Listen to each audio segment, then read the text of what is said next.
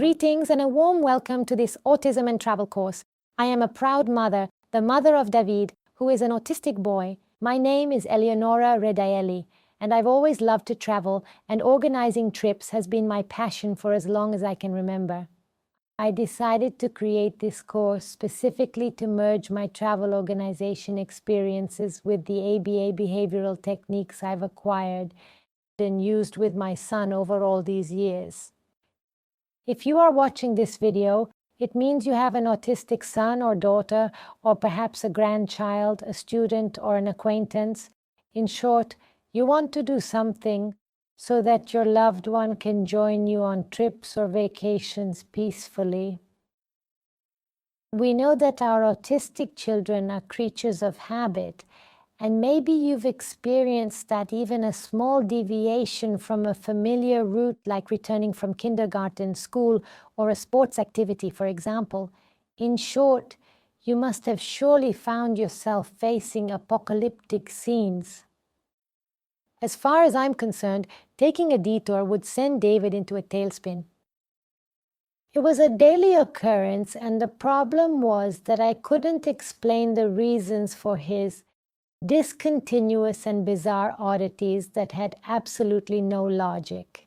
So at that point, I thought the best thing to do was to avoid taking detours whenever I could.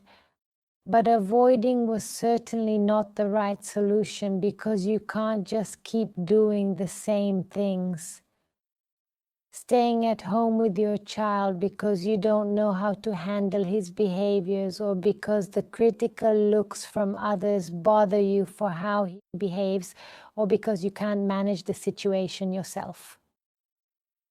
Then the solution came somewhat naturally.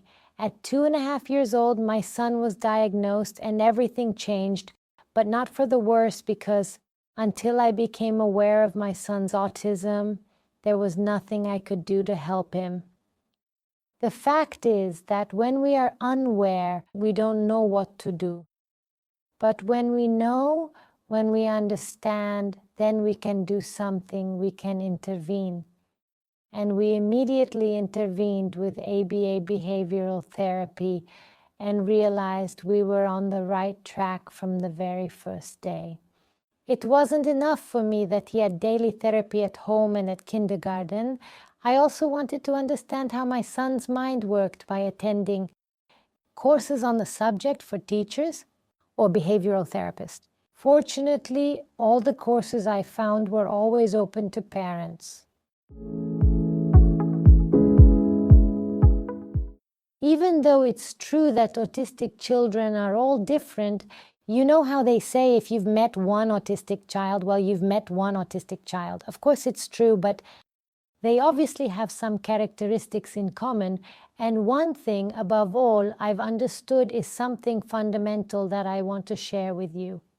If in normal circumstances all children need experience to learn, our autistic children need a lot of experience.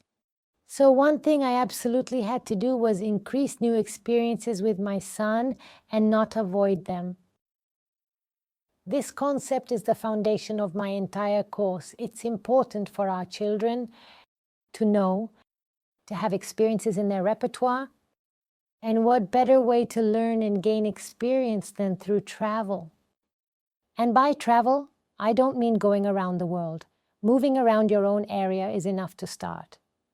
And I must say that behavioral therapy has helped us a lot, because it always provided us with the right tools and made me understand that every behavior of my son, even the most bizarre, was always dependent on something else, or was a response to some event that had just happened, to a stimulus that had annoyed him, like me taking a detour, changing the route unexpectedly. Or he was searching for what he knew would come after his behavior. He would scream to get what he wanted, which was for me to resume my original route without deviations.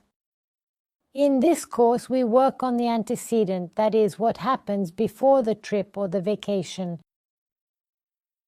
You will ensure that your children are prepared for the vacation or the trip by anticipating what they will encounter with images and games. That will help them become familiar with new places, but not only that. We will ensure that once at the destination, your children find the trip enjoyable by using motivating activities that will help them accept spending time in that place.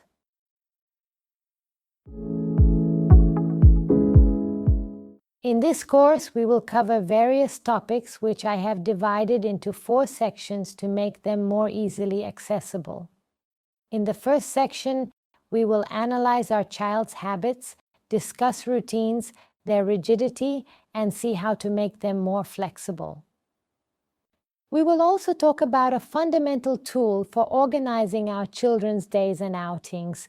I am referring to the visual schedule, and I will provide materials so you can start creating your own schedules.